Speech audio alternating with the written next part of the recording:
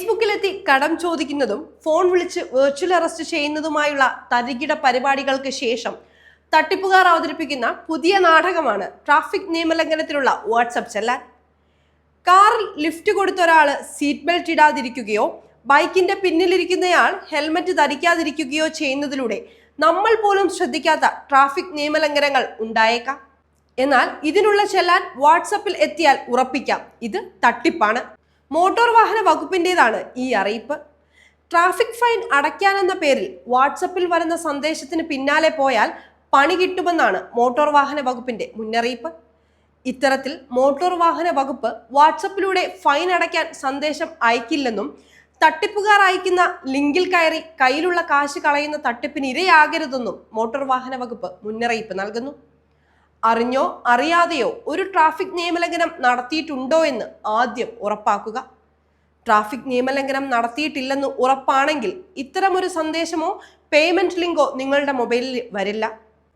ഇത്തരം മെസ്സേജുകൾക്ക് ഒരു നിമിഷം ആളുകളെ പരിഭ്രാന്തരാക്കാൻ സാധിച്ചേക്കും. ഈ ഒരു നിമിഷത്തെ പരിഭ്രാന്തി മുതലെടുക്കാൻ സാധിക്കുന്ന തരത്തിൽ മനഃശാസ്ത്രപരമായി സെറ്റ് ചെയ്താണ് ഒട്ടുമിക്ക വ്യാജ സന്ദേശങ്ങളും ഒരുക്കുന്നതും. ഇങ്ങനെയുള്ള മെസ്സേജുകൾ വന്നാൽ കുറഞ്ഞത് 2 വട്ടമെങ്കിലും ചിന്തിച്ചു വേണം മെസ്സേജുകളോട് പ്രതികരിക്കാനെന്നും മുന്നറിയിപ്പിൽ പറയുന്നു. e-challan.parivahan.gov.in ആണ് മോട്ടോർ വാഹന വകുപ്പിന്റെ പോർട്ടൽ. പരിവാഹൻ പോർട്ടലിൽ നിന്നും നിങ്ങളുടെ വാഹനത്തിന്റെ രജിസ്ട്രേഷൻ സർട്ടിഫിക്കറ്റുമായി ലിങ്ക് ചെയ്തിട്ടുള്ള മൊബൈൽ നമ്പറിലേക്ക് വാഹന നമ്പർ സഹിതം നിയമലംഘന അറിയിപ്പുകൾ മെസ്സേജായി മാത്രമേ വരികയുള്ളൂ.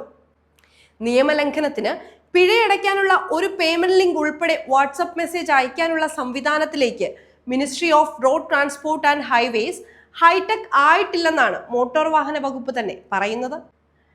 വൈദ്യുത ബില്ല് അടച്ചിട്ടില്ലെന്നും കണക്ഷൻ വിച്ഛേദിക്കാതിരിക്കാൻ ഉടൻ പണം അടയ്ക്കണമെന്നും പറഞ്ഞ് അഡ്രസ് ഇല്ലാത്ത നമ്പറുകളിൽ നിന്ന് വന്ന മെസ്സേജുകളും വെർച്വൽ അറസ്റ്റ് ചെയ്തിരിക്കുന്നുവെന്ന് പറഞ്ഞു വന്ന കോളുകളും എങ്ങനെയാണോ തള്ളിക്കളഞ്ഞത് അതേ ലാഘവത്തോടെ പുതിയ തട്ടിപ്പ് മെസ്സേജും തള്ളിക്കളയണം.